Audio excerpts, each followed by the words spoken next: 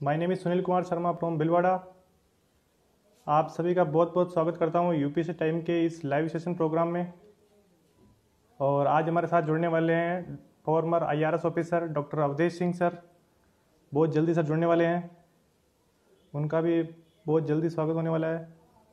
और आज हमारा जो चर्चा का विषय रहेगा the great introduction of an essay. और ऐसे और आंसर राइटिंग से संबंधित बहुत सारे क्वेश्चन पूछने वाले हैं हम सर से। और आपके मन में भी अगर कोई क्वेश्चन हो तो आप ज़रूर कमेंट कीजिएगा और सर उसका जवाब ज़रूर देंगे। और बहुत जल्दी सर आने वाले हैं।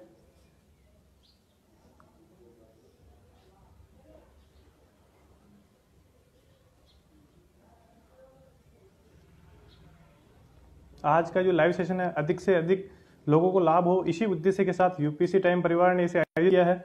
और साथ में इसके पार्टनर है दिशा पब्लिकेशन।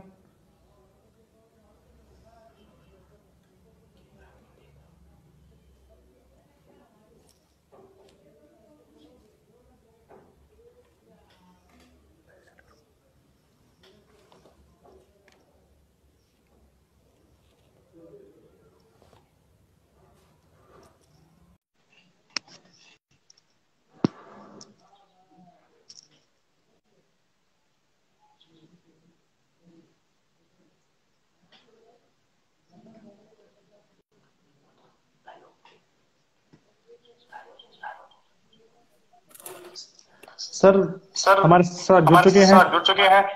सर बहुत बहुत सर स्वागत है बहुत सर बहुत आपका। स्वागत है सर आपका। Thank you. और और आपको मैं आपको स्पेशली मैं थैंक यू बोलना चाहूँगा थैंक यू सर बोलना चाहूंगा कि सर आज कि आपने आज बीजी सेवन आपने से टाइम बीजी निकाला। सेवन से टाइम निकाला।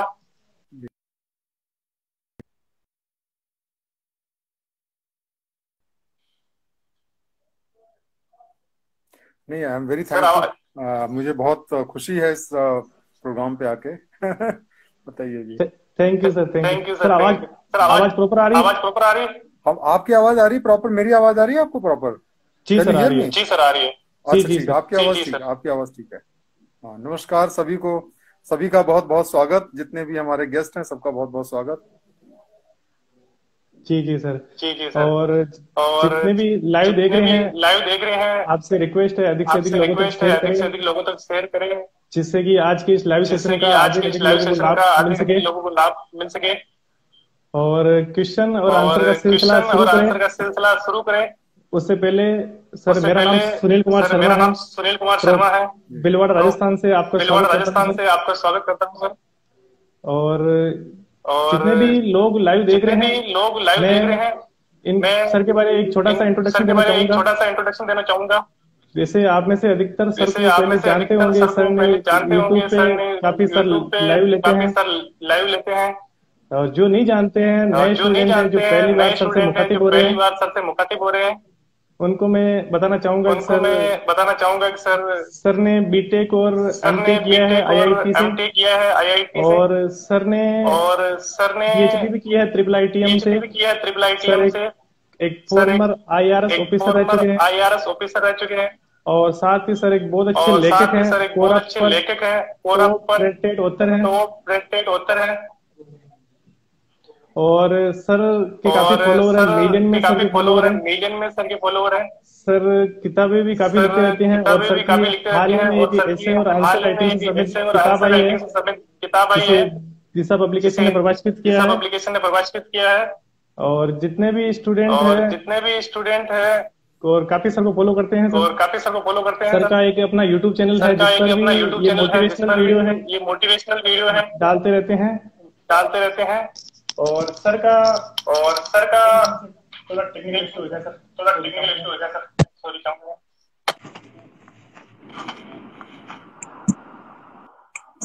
आवाज आ रही सर? आवाज आई सर? नहीं, मुझे आपकी आवाज आ रही है, मुझे आवाज आ रही है। और मेरे ख्याल से आप लोगों को आवाज आ रही है, हमारी सही आवाज आ रही है आप लोगों को सही? जी सर आ रही जी है। सर आ रही है। सर मेरी रिपीट हो रही है आवाज? सर मेरी रिपीट हो रही है आवाज सर? नहीं, मुझे तो ठीक आ रही है, मुझे तो ठीक आ रही है। ठीक आ रही सर? ठीक आ रही सर? हाँ, लगता है सर रिपीट हो रही है आवाज। रिपीट हो रही है आवाज। चलो सर सवाल शुरू कर सकते हैं, क्वेश्चन आंसर। और साथ ही मैं इंट्रोडक्शन दे रहा था सर यूट्यूब चैनल जिस पर 47 केसेस काफी बहुत बड़ी है, और इससे भी अच्छा चुके हैं जिससे लाइव सेशन करते हैं। सर आवाज थोड़ी सी आवाज अभी थोड़ी सी आवाज में कुछ प्रॉब्लम आ रही है, रिपीट हो रही सर, है ना? नहीं अभी थोड़ी सी आवाज साफ कट के आ रही है, अभी कुछ कट के आ रही है। अच्छा सर।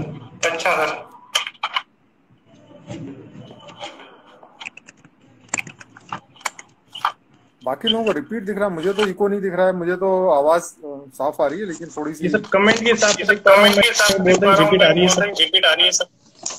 कमेंट में यही आ रहा है, रिपीट आ रही है, बट हमें तो आवाज आपकी साफ आ रही है। किसी इंडिपेंडेंट प्लेस से भी चेक कर लें, आपका इशू है। Okay sir, everything is okay.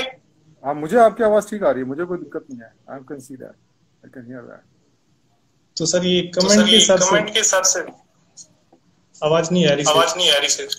मेरी आवाज आ रही है, मेरी आवाज ठीक है सर, हम क्वेश्चन आंसर का सिलसिला शुरू करते हैं और आपकी आवाज बराबर आ रही है सर। तो आप बोलिएगा सर। तो सर हमारा पहला सवाल है कि जैसे कि इंग्लिश में लाइन है first impression is last impression. इससे एक संबंधित सवाल है कि ऐसे के ग्रेट इंट्रोडक्शन कैसे दे और वो कौन से टिप्स है जिससे कि पहला इंप्रेशन सेट करने में कारगर साबित हो सकते हैं। चलिए, मैं बहुत अच्छा सवाल आपने पूछा हुआ है, क्योंकि देखिए जैसे कि अगर हम किसी के घर जाते हैं तो उसके ड्राइंग रूम में ही जाते हैं। नॉर्मली अगर किसी के घर में जाते हैं ड्राइंग रूम में जाते हैं। अगर हम किसी होटल में जाते हैं तो सबसे पहले उसके रिसेप्शन एरिया में जाते हैं, और अगर रिसेप्शन एरिया के अंदर आपको गंदगी दिखाई दे, सफाई ना हो, तो आपका एक पहला इंप्रेशन ही खराब हो जाता है, और उसके बाद में फिर आप होटल में कमरा लेके रहना नहीं पसंद करेंगे। उसी तरीके से जब हम कोई भी ऐसे लिखते हैं या कोई भी आंसर लिखते हैं, ऐसे की बात नहीं, कोई भी चीज हम करते हैं ऐसे करते हैं, तो सबसे पहले एग्जामिनर शुरू की लाइंस को पढ़ता है। जो एग्जामिनर हो या रीडर हो, अगर उसको पहले 2-4 लाइन में मजा नहीं आया तो फिर बाकी चीजों को या तो वो स्किप कर देता है या फिर जो है उसको बहुत ही कैजुअली पढ़ता है। अभी वॉइस ठीक आ रही है? बाकी वॉइस ठीक है मेरी? अच्छा। तो इसलिए क्या होता है कि बिल्कुल आपने जो बात कही बिल्कुल सही कही कि first impression is the last impression. देखिए, सबसे पहले कि इसके आगे मैं आपको ये बताऊं कि कौन कौन सी टिप्स हैं, जो कि मैं आज आपको 8 टिप्स देने वाला हूं। 8 टिप्स देने वाला हूं कि कैसे आप एक बहुत ही बढ़िया इंट्रोडक्शन लिख सकते हैं। इसके पहले मैं सारे जितने यूपीएससी के एस्पिरेंट्स हैं जो आईएएस या पीसीएस एग्जाम दे रहे हैं, उन सभी को मैं ये बताना चाहता हूँ कि ये एस्से की क्या इंपॉर्टेंस होती है। देखिए, जब हम कोई भी एग्जाम में पेपर लिखते हैं तो पहले तो हमको ये जानना पड़ेगा कि एस्से के मार्क्स काउंट होते हैं। 250 मार्क्स का पेपर रहता है, और उसके मार्क्स में आपको 70-80 नंबर भी मिल सकते हैं और 150 मार्क्स भी मिल सकते हैं। तो ये अकेले पेपर में अगर आप देखेंगे तो कम से कम आप देखिए कि 70-80 नंबर तक का फर्क आ सकता है, और वो जो लिस्ट में आपको आईएएस भी बना सकता है, आईएएस का टॉपर भी बना सकता है और लिस्ट के बाहर भी कर सकता है। इतनी तो एस्से की अकेले पावर होती है। लेकिन छोड़िए, एस्से का पेपर तो 250 नंबर का होता है। जो जनरल स्टडीज का आपका 1000 नंबर के 4 पेपर हैं, उसमें हर पेपर के अंदर अगर आप अच्छे तरीके से आंसर राइटिंग करें तो आप कम से कम 1-1, 2-2 नंबर एक्स्ट्रा पा सकते हैं। ज्यादा नहीं तो 1-1, 2-2 नंबर एक्स्ट्रा मिल जाएंगे, और आप कम से कम 100-150 नंबर एक्स्ट्रा पा सकते हैं बाकी सारे पेपर्स में, अगर आपकी सेम नॉलेज हो तो। लेकिन आपको ये पता होना चाहिए कि किस तरीके से हम आंसर लिखेंगे। तो इसलिए जो आंसर लिखने की जो कला है, क्योंकि देखिए जो हमारा सिलेक्शन होता है, प्रीलिम्स तो केवल एक क्वालिफाइंग होता है, हमारा जो सिलेक्शन होता है मेंस के मार्क्स पे होता है और इंटरव्यू के नंबर से होता है। और इसीलिए जो है हमें लिखने की कला आनी चाहिए, जिसको हम कहते हैं आर्ट ऑफ राइटिंग आनी चाहिए। और आर्ट ऑफ राइटिंग के लिए हम जो है आज हमने जो किताबें लिखी हैं, जैसा आपको मालूम है कि जैसे हमारी ये एस्से और आंसर राइटिंग की किताब है, और इसी तरीके से एक दूसरी हमारी हिंदी की भी इसकी किताब है। तो ये आपको मालूम है कि किताबें जो हैं आप पढ़ सकते हैं, बहुत सारी और भी किताबें हैं। लेकिन हम सबसे पहले ये बताना चाहते हैं कि एस्से लिखने के लिए आप ये ना सोचे 250 मार्क्स की तैयारी कर रहे हैं, आप 1000 मार्क्स का जनरल स्टडीज की भी तैयारी कर रहे हैं। अगर आप एस्से और आंसर राइटिंग करते हैं, अच्छा लिखने वाला जो आदमी है वो हर क्वेश्चन को अच्छा लिखेगा और हर एक जगह पे उसको अच्छा नंबर मिलेगा। अब आपने जैसा बिल्कुल सही किया, first impression is the last impression, जो कि एक पुरानी कहावत है।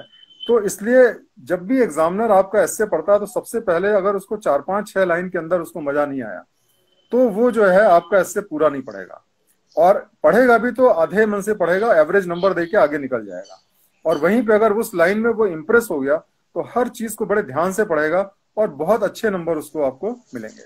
तो चलिए अब हम बात करते हैं कि क्या टिप्स हैं। तो देखिए 8 मैं आपको टिप्स देना चाहता हूं कि 8 स्टेप्स हैं, अगर आप टिप्स को फॉलो करें तो आपको बहुत अच्छे नंबर आप लिख सकते हैं, बहुत अच्छा इंट्रोडक्शन कर सकते हैं। पहला टिप है कि आप, जिसको हम कहते हैं अवॉइड क्लीशेज। क्लीशेज का मतलब होता है घिसी पिटी चीजों को, जो बाकी सब लोग करते हैं वो चीजों को अवॉइड करें। अब जैसे कि मान लिया, सपोज करिए कि नॉन वायलेंस पे आया हुआ है, अहिंसा के ऊपर ऐसे आया हुआ है, तो ज्यादातर लोग जो है उसमें गांधी जी का कोट इस्तेमाल करेंगे कि an eye for eye will make the whole world blind. ये आपने सुना होगा कि हर आदमी, ये बहुत ही फेमस एक गांधी जी का कोट है जो सभी को पता होगा। या फिर यह कहेंगे नॉन वायलेंस की डेफिनेशन को बताने लगेंगे, नॉन वायलेंस का मतलब क्या होता है। इसी तरीके से कोई भी टॉपिक की अगर हम मान लिया बात करते हैं तो ज्यादातर लोग क्या करते हैं कि कोई घिसा पिटा कोट यूज करते हैं या फिर उसकी डेफिनेशन से शुरुआत करते हैं। कोई भी शब्द अगर पूछा गया है तो उसकी मान लिया सोशल सिक्योरिटी पे आया हुआ है कि social security is the necessary part of a inclusive economy, inclusive country मान लिया। तो अब उसके अंदर जो है, so if suppose the essay is on the topic of let us से सोशल सिक्योरिटी और लेट अस से social welfare, so you start defining what is social welfare. तो इससे क्या देखिए होता है कि ये सब लोग करते हैं और यहाँ पे अगर आप इसी चीज से वही काम करेंगे जो बाकी लोग कर रहे हैं तो आप एक मार्क नहीं बना पाएंगे। ठीक है, तो ये चीजें अवॉइड करिए कि जो बहुत ही कॉमन तरीके हैं उसको आप अवॉइड करें। दूसरी चीज मैं आपको बताना चाहता हूँ, यू शुड मेक, दूसरा टिप ये है कि you should make the essay very interesting. आप थोड़ा सा कल्पना करिए, इमेजिन करिए कि जैसे आप एक थ्रिलर लिख रहे हैं, एक नॉवेल लिख रहे हैं। जैसे अगर आप एक जासूसी कहानी लिख रहे हैं तो अगर जासूसी कहानी के पहले 2-4 पन्ने में आपको पता चल जाए कि एंड में क्या होने वाला है तो आप समझ सकते हैं कि वो पूरी किताब कोई नहीं पढ़ेगा। उसी तरीके से जब आप एस्से लिखते हैं तो एस्से के अंदर क्या है कि जो पहला जो शुरू के पैराग्राफ्स होते हैं वो इतना इंटरेस्ट एग्जामिनर को क्रिएट कर देना चाहिए, उसको लगे यार क्या क्या चीजें आने वाली हैं। जैसे आप देखो, कभी भी कोई जासूसी नॉवेल आप पढ़ोगे, अगर आपने नहीं भी ध्यान दिया होगा तो दोबारा आप देखिएगा, उसमें पहले ही चैप्टर के अंदर इतना एक्साइटमेंट क्रिएट कर दिया जाता है कि आप पूरा का पूरा नॉवेल पढ़े बिना छोड़ नहीं सकते हैं।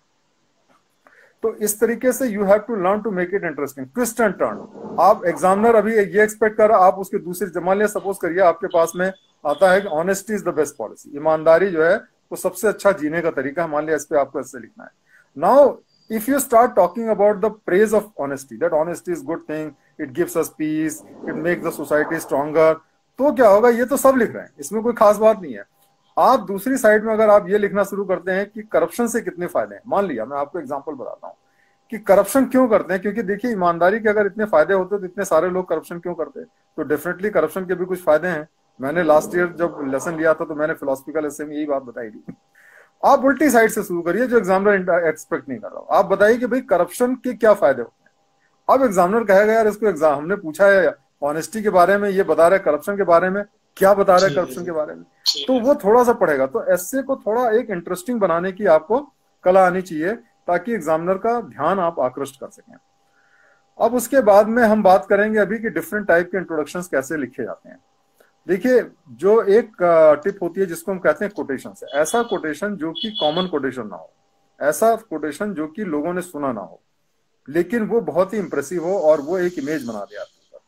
तो इस तरीके के कोटेशंस का आपके पास में कलेक्शन होना चाहिए। मेरी जो एस्से की किताब है उसके अंदर भी करीब हमने 200-300 कोटेशंस दिए हैं। लेकिन आप देखिए बाकी पेपर्स में जब आप तैयारी करते हो, हिस्ट्री पढ़ते हो, ज्योग्राफी पढ़ते हो, वहां पे कितने सारे डेटा आप इकट्ठा करते हो।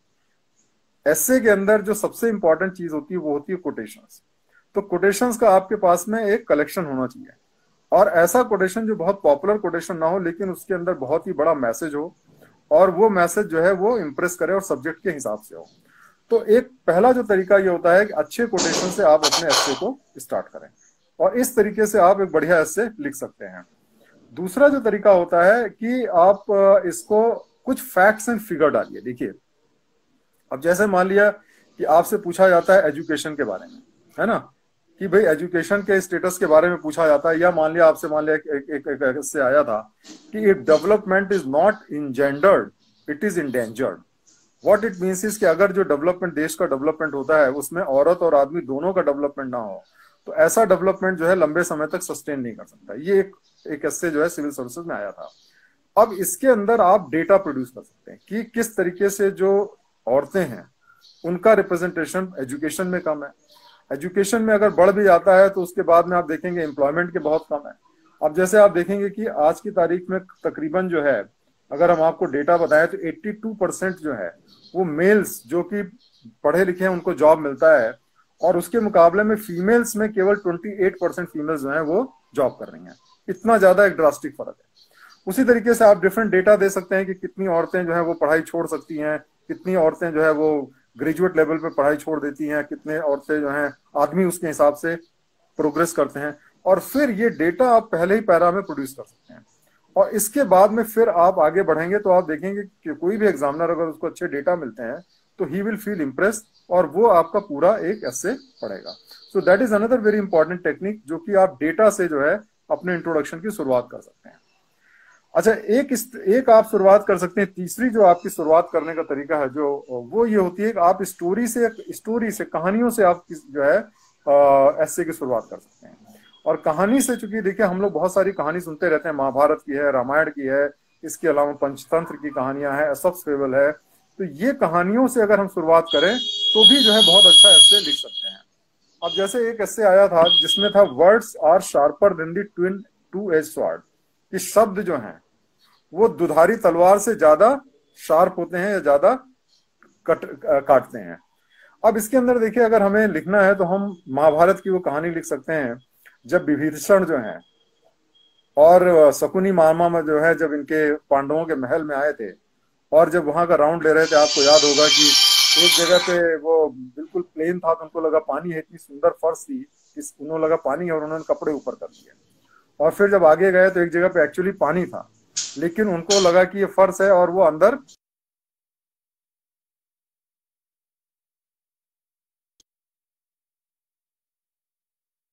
के अंधे पैदा होते हैं। ये कहानी आपको पता है, ये बहुत सारी पुरानी कहानी है। तो उस बात का दुर्योधन को इतना बुरा लगा कि उसने उसका बदला लेने का निश्चय कर लिया, और उसके बाद में आप देखिए महाभारत का जो युद्ध हुआ उसकी शुरुआत हुई, और जब द्रौपदी को उसने जीता जा करके तो उसने उसको नग्न करने की कोशिश की, और उसकी वजह से एक तरीके से ऐसी सिचुएशन क्रिएट हो गई कि बिना वॉर हुए समस्या का समाधान नहीं हो सकता था, और उसमें कितने सारे लोग मर गए। तो ये कहानी हम स्टार्ट कर सकते हैं, ये कहानी से हम बता सकते हैं कि शब्दों की कितनी पावर हो सकती है। तो ये एक तरीका हो सकता है जिससे हम जो है स्टार्ट कर सकते हैं। उसके बाद में कई सारे ऐसे एक नेक्स्ट जो तरीका होता है जो हम इंट्रोडक्शन कर सकते हैं कि कुछ सवाल पूछ सकते हैं, ऐसे सवाल जो कि जो एग्जामिनर उसको थोड़ा सा मतलब जो भी रीडर हो उसको एक इंटरेस्ट पैदा करे।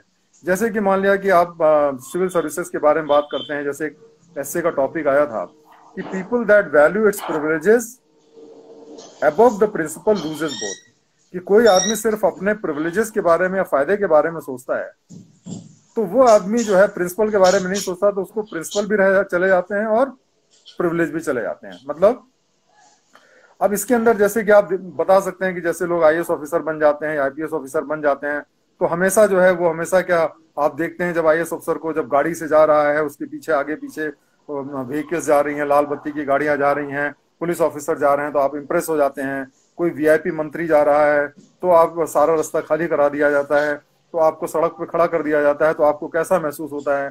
तो इस तरीके से आप सवाल कर सकते हैं जिससे कि आप इस सवाल में एक इंटरेस्ट पैदा कर सकते हैं, है ना।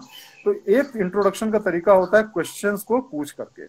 उसके बाद में एक और तरीका होता है कि जो चीजें आजकल दुनिया में हो रही है, जैसे करंट समय में जो चीजें हो रही है, जैसे कि मान लिया आजकल चाइना के साथ हमारी जो सिचुएशन है या पाकिस्तान के साथ जो हमारी सिचुएशन है, इस तरीके की जो सिचुएशंस होती है यहाँ को लेकर के आप कोई भी एसे की शुरुआत कर सकते हैं।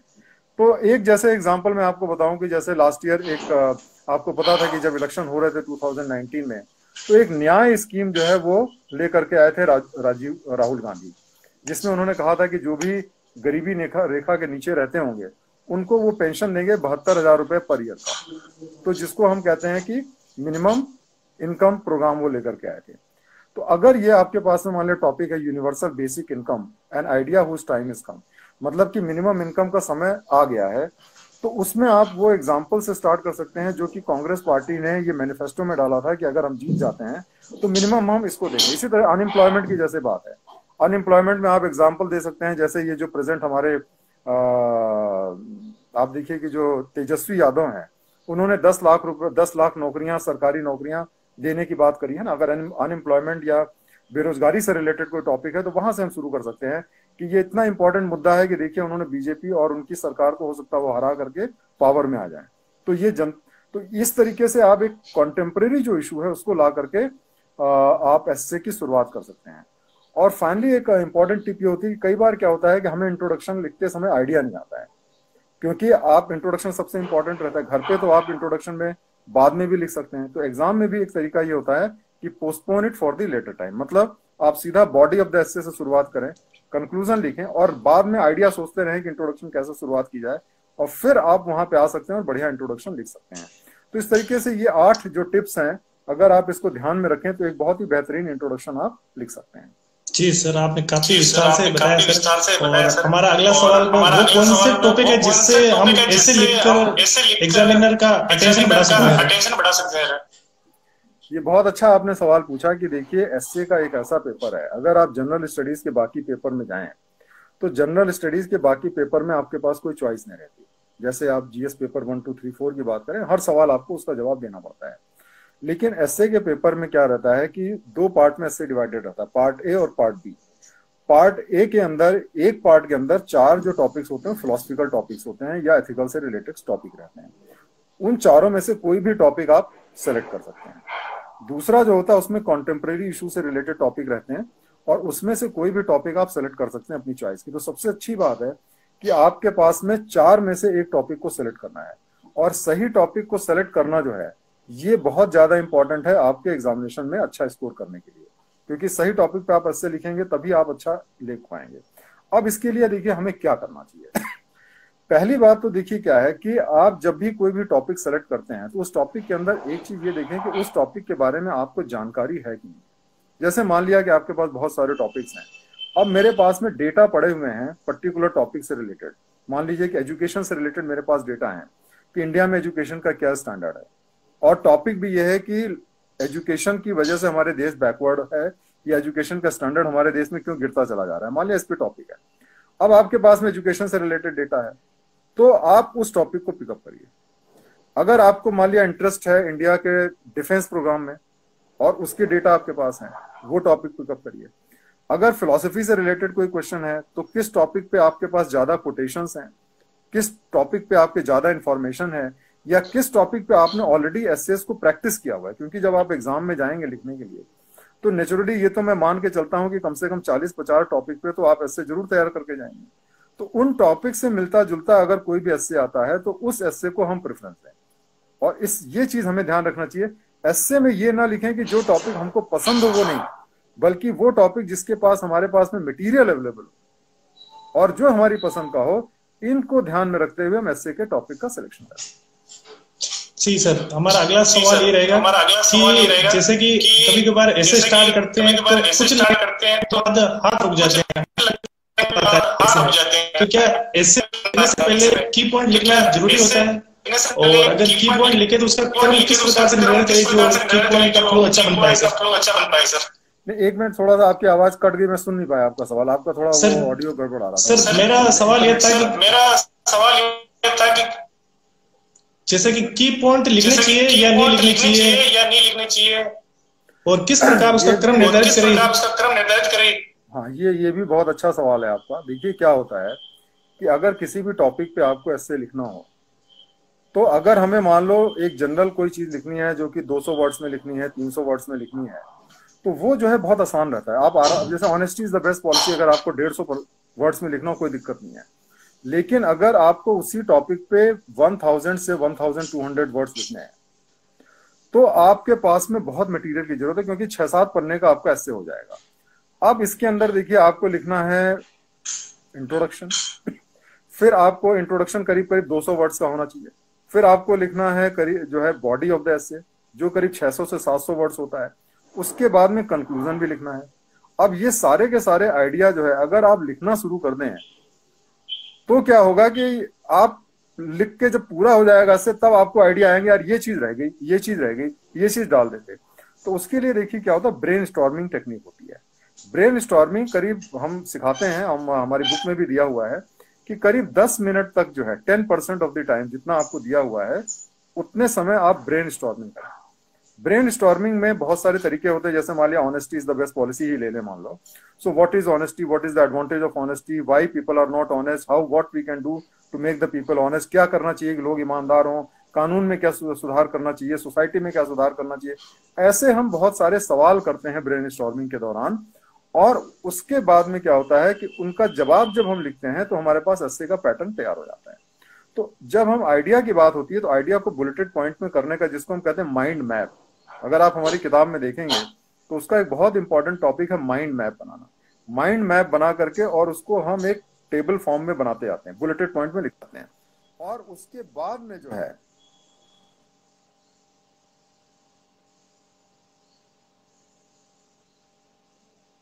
बुलेटेड फॉर्म में लिखते हैं, और उसके बाद में जो है फिर हम एस्से को कंप्लीट करते हैं। तो इस तरीके से ये जो ब्रेन स्टॉर्मिंग टेक्निक है, और ब्रेन स्टॉर्मिंग के साथ में अगर आप एस्से की प्रैक्टिस करेंगे तो आपको पता चल जाएगा कि किस तरीके से हम पॉइंट्स को अरेंज करें, किस तरीके से उनको प्रायोरिटाइज करें, और किस तरीके से हम एक अच्छा सा एस्से। जी सर, हमारा अगला सवाल ये रहेगा कि दो चीज, मतलब ब्रेन स्टॉर्मिंग और mind map. Brain storming, mind map, ये अगर आप परफेक्ट कर लेते हैं तो आइडिया की कमी आपको नहीं रहेगी। हाँ, अब आप अगला सवाल। सर अगला सवाल ये रहेगा, जैसे कि हम इंट्रोडक्शन देते हैं तो एग्जामिनर के माइंड में एक छवि बन जाती है कि इस स्टूडेंट्स ने क्या क्या दिखाने की कोशिश की। वो छवि किस प्रकार कारगर साबित हो सकती है, या उसका सिर्फ नेगेटिव इफेक्ट भी आ सकता है या पॉजिटिव भी आता है केवल? नहीं, देखिए ऐसा है कि मैंने आपको बताया कि जो इंट्रोडक्शन है वो introduction is like a face. जो आपने कहा कि जो होता है first impression is the last impression, या हम किसी आदमी को देखते हैं तो सबसे पहले उसका चेहरा हमारे दिमाग में आता है।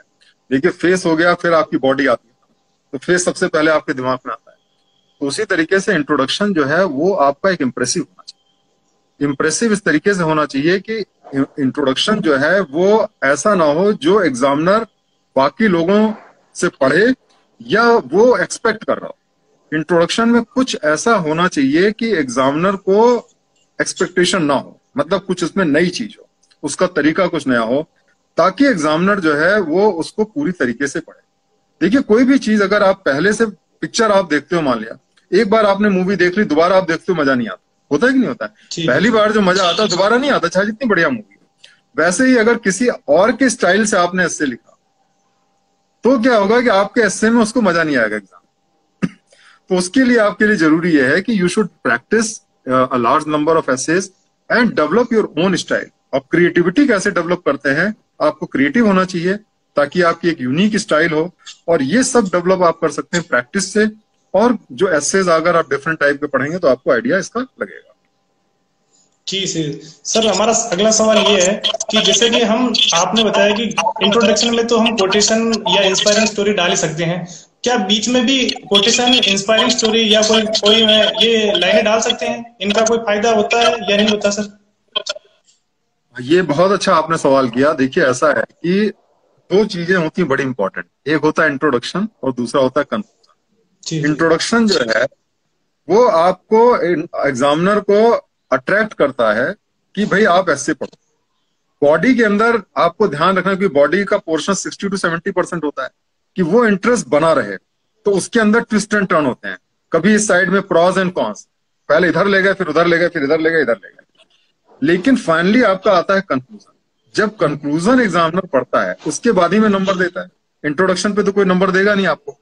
तो इसलिए कंक्लूजन में इसका जो कोटेशन का सबसे ज्यादा इस्तेमाल होता है, क्योंकि देखिए आपको नंबर देने के लिए एक इफेक्टिव कंक्लूजन होना चाहिए, बहुत जरूरी, क्योंकि एग्जामिनर कंक्लूजन पढ़ने के बाद ही में नंबर देता। तो एक बढ़िया कोटेशन अगर आप, या बढ़िया कोई ऐसी जिसको हम रिटोरिक कहते हैं, या ऐसा कोई जोश भरा भाषण हो, जैसा कि हम लोग कहते हैं कि ऐसा जो लोगों को जोश दिला दे, ऐसी चीज जो है ये हमें कंक्लूजन में डालनी चाहिए, क्योंकि उसके बाद ही में आपको तुरंत नंबर मिलते हैं। अगर आपने बढ़िया इंट्रोडक्शन लिखा है लेकिन कंक्लूजन तक आते आते आपका डाउन हो गया, तो क्या होगा कि आपको नंबर उतने अच्छे नहीं मिलेंगे। तो बढ़िया कोटेशन का स्कोप वैसे तो पूरे एस्से में रहता है, पूरे एस्से में कहीं भी आप इस्तेमाल कर सकते हैं, लेकिन उसका इंट्रोडक्शन और कंक्लूजन में सबसे ज्यादा जो है इंपॉर्टेंस उसकी रहती है। जी सर, जैसे कि हमारा अगला सवाल ये है कि तैयारी के दौरान काफी समस्याएं आती है, उनमें से एक बहुत बड़ी समस्या है मोटिवेट रहने की सर, क्योंकि कुछ दिन निकलने के बाद ऑटोमेटिक डिमोटिवेशन हो ही जाता है, तैयारी के बीच में लगता है होगा नहीं होगा कैसे होगा। तो वो सर सेल्फ मोटिवेट रहने के लिए कोई आप बताना चाहो टिप्स की कैसे रहो? ये तो देखिए बहुत ही कॉमन सी प्रॉब्लम है जो आपने प्रॉब्लम बताई कि सेल्फ मोटिवेशन करना जो है। तो देखिए सबसे पहली बात तो देखिए क्या है कि जिसको हम गीता का सार कहते हैं कि कर्म पे फोकस करो और उसके रिजल्ट पे फोकस ना करो। आपको ये ध्यान रखनी है कि आपका कर्म पे ही जोश है, बस है, रिजल्ट पे आपका बस नहीं है। अब कर्म पे कैसे फोकस रखेंगे? देखिए मैं जब सिविल सर्विसेज की तैयारी करता था तो मेरा ये रूटीन था कि 10 to 12 आवर्स पर डे मुझे पढ़ना है। सुबह मैं जैसे 5 बजे उठ जाता था और 5 बजे से हमारी जब पढ़ाई स्टार्ट होती तो उसके बाद में लेकर के रात के 10 बजे तक बीच में खाना खाना, ब्रेकफास्ट करना, सोना, ये जो भी रेस्ट है वो सब लेके, बट रफली मैं 10 से 12 आवर्स तक रोज पढ़ाई करता था। तो जब आप एक डिसिप्लिन तरीके से रोज पढ़ाई करेंगे तो आपका मोटिवेशन की जरूरत नहीं रहेगी, एक आपका हैबिट में आ जाएगा। दूसरी चीज क्या होती है कि हमें 2 चीजों का देखिए ध्यान रखना है। पहली बात तो यह है कि माइंड को बर्नआउट नहीं होने देना। बहुत लोग क्या करते हैं, जोश जोश में बहुत तेजी से पढ़ाई शुरू करते हैं, दिन रात पढ़ते रहते हैं, हफ्ते 10 दिन में थक के चूर जाते हैं। नहीं, ये मैराथन जैसी लड़ाई, मैराथन जैसे आप दौड़ते हैं तो आप पहली सारी ताकत आप नहीं लगाते। 100 मीटर की रेस दौड़े और मैराथन दौड़ा तो मैराथन में आप शुरू में धीरे धीरे दौड़ते हैं, बाद में तेज दौड़ते हैं। तो इस तरीके से इसके अंदर आपको ये ध्यान रखना है कि चाहे आप 6 घंटे से शुरुआत करें लेकिन आप रोज उतनी पढ़ाई, पहली बात। दूसरी बात, कोई भी सब्जेक्ट जो है या कोई भी टॉपिक बहुत लंबे समय तक, अगर आप मान लिया सुबह से शाम तक हिस्ट्री पढ़ रहे हैं, सुबह से शाम तक ज्योग्राफी पढ़ रहे हैं तो आप बोर हो जाएंगे। आपको ये चाहिए कि जो डिफिकल्ट सब्जेक्ट हैं तो उसमें 1 घंटे से ज्यादा अटेंशन स्पैन होना मुश्किल है। तो एक तो बीच में ब्रेक कर लें, कुछ म्यूजिक सुने, कुछ वॉक कर लें, 5 मिनट का ब्रेक करें, ज्यादा लंबा ना करें। और अगर इंटरेस्टिंग सब्जेक्ट है तो 2 आवर्स। तो सब्जेक्ट्स को चेंज करते रहें। आप सुबह से शाम तक कम से कम 3-4 टाइप के सब्जेक्ट पढ़ें, कभी लिख लें, कभी आपने जनरल स्टडीज पढ़ लिया, कभी आपने हिस्ट्री पढ़ लिया, कभी आपने ज्योग्राफी पढ़ लिया, कभी साइंस पढ़ लिया।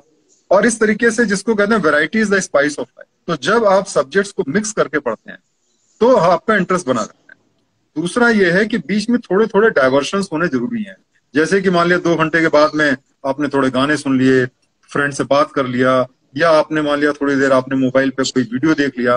तो इस तरीके से जब आप वैरायटी लेकर के आएंगे तो आपका मोटिवेशन बना रहेगा। अगर एक ही काम आप लगातार करेंगे तो मोटिवेशन कम हो जाएगा। और देखिए, आप अपने मूड का गुलाम मत बनिए।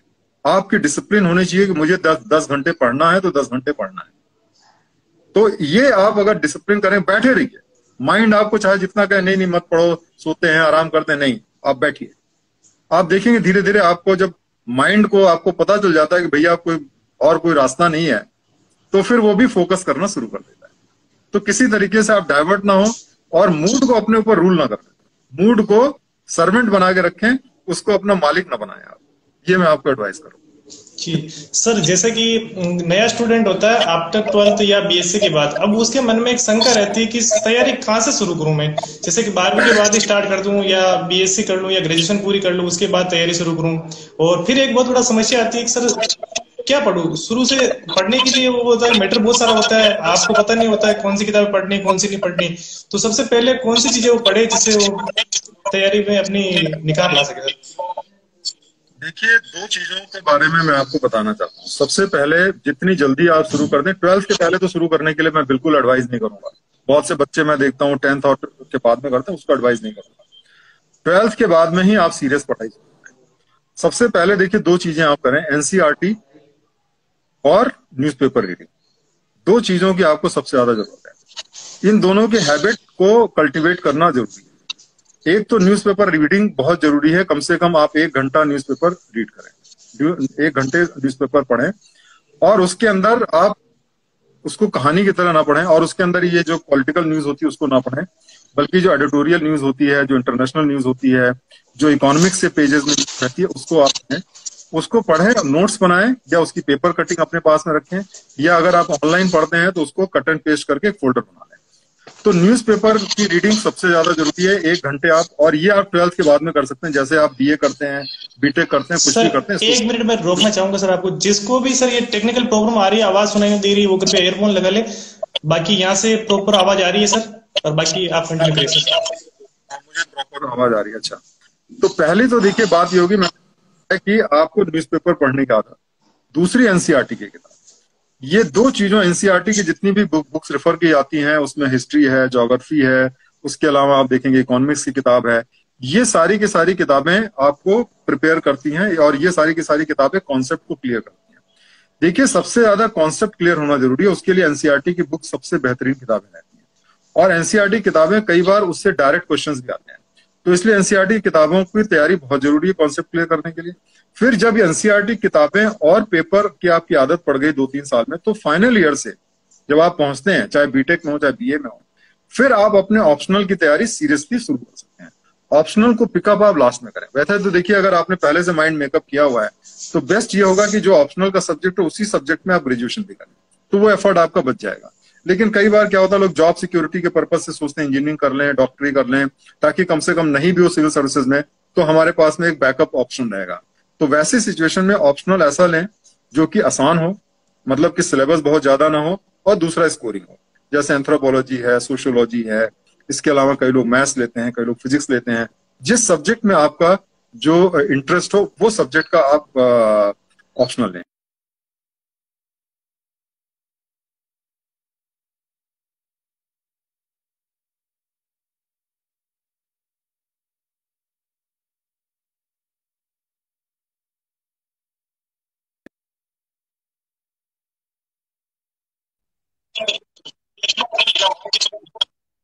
कौन सा मतलब टॉपिक ले या किस प्रकार से अपनी राइटिंग स्किल को डेवलप कर पाए, इसके बारे में सब कुछ डिटेल बताइए सर। देखिए ये राइटिंग स्किल जो होती है, जैसे एक स्विमिंग स्किल होती है, कार की ड्राइविंग स्किल होती है। जैसे आप कार ड्राइव करने जाते हो, शुरू में कितना डर लगता है, आपको लगता है कि दब जाएगा, एक्सीडेंट हो जाएगा, लेकिन वहीं पे अगर आप कार ड्राइविंग कर लेते हो तो आप उसके बाद में कुछ भी सोच रहे हो, गाना सुनते हुए आप ड्राइव करते चले जाते हो। So once you master that skill, it is very easy. देखिए most of the people write in English medium में सबसे ज्यादा लोग एग्जाम देते हैं, तो उसके लिए आपको 1-2 चीजें करनी चाहिए। जो मैं करता था मैं आपको बताता हूँ, आप लोग भी उसको फॉलो कर सकते हैं। पहली बात तो यह है कि आप एक पेज लिखने की आदत डालिए। आपने कुछ भी पढ़ा दिन भर में, आप शाम को बैठिए, यू जस्ट राइट 1 पेज, एक डायरी ले लीजिए, उस पे 1 पेज में लिख दीजिए। कोई भी इवेंट हुई, कोई भी न्यूज देखी आपने, just write 1 page, whatever you write, don't worry about the quality of your writing, है ना। This is one habit you should develop. The second habit which I will advise you to develop is to think in English. देखिए if you are writing, if you want to write the examination in English, हम लोग ज्यादातर Hindi medium से आते हैं, मैं भी 12th तक हिंदी मीडियम में ही पढ़ा था, तो मुझे भी क्या ना, हिंदी के इंग्लिश के पेपर में भी, इंग्लिश का भी जो लेक्चर होता था उसमें भी मैं हिंदी में ही जवाब दे पाता था, है ना। तो ये मुझे हिंदी मीडियम की प्रॉब्लम्स अच्छी तरह पता है। तो अगर आप इंग्लिश में लिखना चाहते हैं, क्योंकि ज्यादातर बुक्स इंग्लिश में अवेलेबल है, so in that situation develop the habit of thinking in English. So whenever some thought is coming in your mind, you are generally thinking in Hindi, Hindi में आप सोचते हो क्योंकि आपकी मदर टंग है, या आपकी जो भी आपकी लैंग्वेज है, तेलुगु, तमिल, जो भी है। So ask your mind to think in English. और इंग्लिश में आप जब सोचेंगे तो आप देखेंगे कि ऑटोमेटिकली जो है आप, क्योंकि अगर आप इंग्लिश में सोचना शुरू करेंगे, आपकी फ्लुएंसी बढ़ जाएगी, लिखने की स्पीड बढ़ जाएगी, बोलने की स्पीड बढ़ जाएगी, इंटरव्यू में फायदा होगा, समझने में फायदा होगा, लिखने में फायदा होगा। So develop 2 habits, think in English, number 1।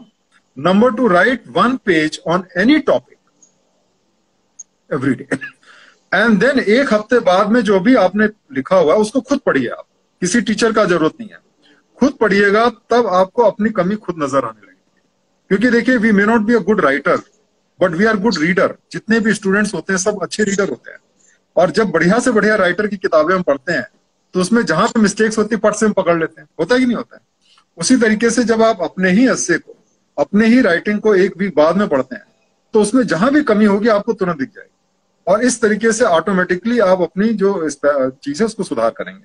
अगर आपके पेरेंट्स हैं, या आपका कोई फ्रेंड है, या आपके अंकल है जो इंग्लिश में अच्छे हैं, तो आप उनसे भी फीडबैक ले सकते हैं। लेकिन अगर कोई भी नहीं है तो आप खुद से भी अपनी अंग्रेजी को सुधार सकते हैं, और इस तरीके से धीरे धीरे करके आपको लिखने की प्रैक्टिस हो जाएगी। अगर हिंदी में लिखना चाहते हैं, हिंदी में भी कर सकते हैं। जो भी लैंग्वेज में आप लिखना चाहते हैं उसमें 1 पेज लिखने की आदत रोज डालिए, किसी भी टॉपिक, आपकी चॉइस है।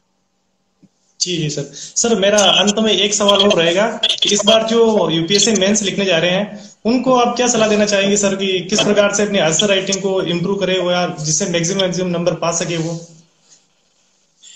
देखिए 2020 का अगर आप मेंस दे रहे हैं तो आपके पास में ज्यादा समय नहीं है, 2 महीने से भी कम का समय बचा हुआ है ना। तो ऐसे सिचुएशन में मैं आपको ये एडवाइस देना चाहता हूं कि आप, वही 2 चीजें मैंने आपको बताई। सबसे पहली बात तो ये है कि आप लिखने की आदत डालें। ज्यादातर लोग क्या करते हैं, बस मटेरियल जोड़ते रहते हैं, रटते रहते हैं, लिख नहीं पाते हैं। जब एग्जाम में जाते हैं तो फिर क्या होता है, आइडिया उनके दिमाग में धरे रह जाते हैं और वो लिख नहीं पाते हैं। तो लिखने की आदत डालिए। देखिए एग्जाम में अच्छा स्कोर करने के लिए आपको नॉलेज की जरूरत है, जो कि मैं समझता हूँ कि जो लोग भी सिविल सर्विसेज दे रहे हैं वो 2-3 साल से या 1 साल से तैयारी कर रहे हैं, तो उनके पास नॉलेज तो काम भर की होगी, ये मैं मान के चल रहा हूँ। तो इसमें लिखने की आदत आपके अंदर होनी चाहिए। दूसरी बात ये होती है कि प्रीवियस ईयर के क्वेश्चन पेपर्स जो हैं उसको सॉल्व करें, उससे आपको बहुत हेल्प मिलती है, क्योंकि क्वेश्चंस अक्सर रिपीट होते हैं या उसी टाइप के क्वेश्चंस आते हैं। तीसरी चीजें ये है कि जो भी टॉपिक्स आपके कॉन्टेम्परेरी टॉपिक्स हैं, जैसे इकोनॉमिक्स है मान लिया, या आपका जो है आपका पॉलिटी है, या आपका मान लिया एथिक्स है, उसके अंदर जो आज के समय में प्रॉब्लम्स हैं, आजकल जो एथिकल इश्यूज आ रहे हैं, जैसे इलेक्शन से रिलेटेड हो गया, मीडिया से रिलेटेड हो गया, तो जो इश्यूज न्यूज़पेपर में रहते हैं उनसे रिलेटेड जो टॉपिक्स रहते हैं वो टॉपिक एग्जाम के लिए हमेशा ज्यादा इंपॉर्टेंट रहते हैं। सारे टॉपिक को बराबर फोकस नहीं करना है, उन टॉपिक्स पे फोकस करना है जो कि एग्जाम के पॉइंट ऑफ व्यू से इंपॉर्टेंट है। ऐसे दो तरीके होते हैं। शॉर्टकट ये होता है, प्रीवियस ईयर्स के अगर आप 7-8 सालों के पेपर देखेंगे आपको अंदाजा लग जाएगा कि किन चैप्टर से सबसे ज्यादा क्वेश्चंस आए हैं, उस पर मैक्सिमम फोकस करें।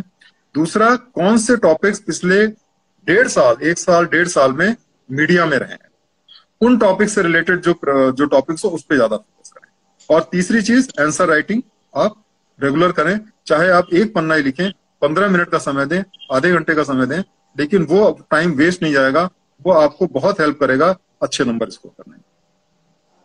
जी जी सर बहुत बहुत धन्यवाद सर, आज आप चर्चा में आए और काफी मार्गदर्शन किया हमें। इसके लिए हम दिशा पब्लिकेशन और यूपीएससी टाइम को भी बहुत बहुत धन्यवाद देना चाहेंगे कि आज के शो को अरेंज कराने में उन्होंने काफी मेहनत की सर। और पूरी टेक्निकल टीम को भी धन्यवाद सर, और जितने भी लाइव हमारे साथ जुड़े हैं उनको भी बहुत बहुत धन्यवाद सर। Thank you sir. बहुत मेरा सौभाग्य है, मैं यहाँ पे आया और मेरे हिसाब से मैंने जो चीजें बताई वो आप लोगों के लिए फायदेमंद हो, ये मैं चाहता हूँ। और देखिए जितनी भी चीजें हमने बताई वो सारी की सारी हमारे एक्सपीरियंस के बेसिस पे है, क्योंकि मैंने खुद सिविल सर्विसेज दिया है और पहले अटेम्प्ट पे मैंने क्वालिफाई किया था इसको। तो अगर आप ये जितनी भी चीजें हैं अगर आप इसको फॉलो करेंगे तो इस बात में कोई दो राय नहीं है कि आप सिविल सर्विसेज के पेपर भी बहुत अच्छा स्कोर करेंगे और आप उसमें कामयाब होंगे। तो इसी के साथ मैं सारे लोगों को बेस्ट ऑफ लक कहना चाहता हूँ। ऑल द बेस्ट, बढ़िया तैयारी करें, हिम्मत ना हारें, मोटिवेशन बनाए रखें। आप जरूर जो है IAS, IPS, PCS, IRS आप अपनी जिंदगी में बनेंगे। बहुत बहुत धन्यवाद। जी जी सर, थैंक यू सर।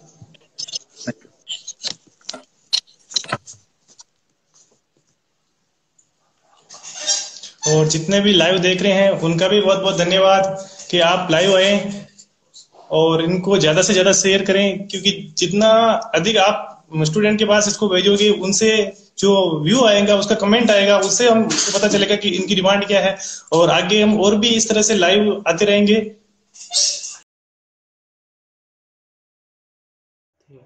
जो भी मेरे मित्र नई तैयारी के बारे में सोच रहे हैं, मैं उनके लिए 4 लाइनें कहना चाहूँगा।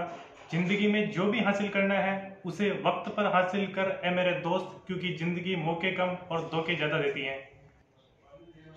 मेरे जो मित्र तैयारी तो स्टार्ट कर दी लेकिन मेहनत करने से कतराते हैं, उनके लिए मैं 4 शब्द कहना चाहूँगा कि सपनों की उड़ान धरती से ही भरनी होगी, मेहनत आज नहीं तो कल करनी होगी, और रातों को सवेरा, सवेरे को रात बनाना होगा, और जहां तुम पहुंचने की सोच रहे हो उसका रास्ता तुम्हें खुद बनाना होगा। और जो बच्चे मेहनत कर रहे हैं लेकिन उनको सफलता नहीं मिली और निराश होकर बैठ गए, उनके लिए मैं 4 पंक्तियां कहना चाहूँगा कि पानी को बर्फ में बदलने में वक्त लगता है, ढले हुए सूरज को निकलने में वक्त लगता है, थोड़ी और मेहनत कर, थोड़ा और जोर लगा, क्योंकि जंग लगे किस्मत के दरवाजे को खुलने में वक्त लगता है मेरे दोस्त, वक्त लगता है। आप सभी से रिक्वेस्ट है, इस वीडियो को जरूर लाइक करें, शेयर करें, कमेंट करें और चैनल को सब्सक्राइब जरूर करें, साथ में बेल आइकन जरूर दबा दें। और आप कमेंट के माध्यम से हमें जब तक बताएंगे नहीं तब तक हमें पता नहीं चलेगा कि डिमांड क्या है, और आपकी डिमांड के अनुरूप हम मेहनत करते हैं, बहुत ज़्यादा काम करते हैं और पूरी टीम लगी हुई रहती है और उसी के अनुरूप आपके कंटेंट अवेलेबल कराते हैं। तो इसके लिए आपसे रिक्वेस्ट है, आप ये काम जरूर करें। बहुत बहुत धन्यवाद, थैंक यू। मैं स्पेशली यूपीएससी टाइम परिवार को भी धन्यवाद देना चाहूँगा जो कि आज के सेशन को सफल बनाया। और इसके लिए मैं सबसे पहले हमारे founder sir Yogesh ji Tiwari sir को भी बहुत बहुत धन्यवाद देना चाहूँगा। को founder sir Rohit Sharma sir को भी बहुत बहुत धन्यवाद देना चाहूँगा। साथ में हमारे टेक्निकल एडवाइजर है सुनील तिवारी, इनको भी बहुत बहुत धन्यवाद देना चाहूँगा। और साथ में हमारे जो सपोर्टर के रूप में साथ थे तेज बाबू सिंह सोलंकी, इनका भी बहुत बहुत शुक्रिया। आप सभी से इसी कार्यक्रम का एंड ऑफ द विदा लेता हूँ, तो बहुत बहुत धन्यवाद। जय हिंद, जय भारत।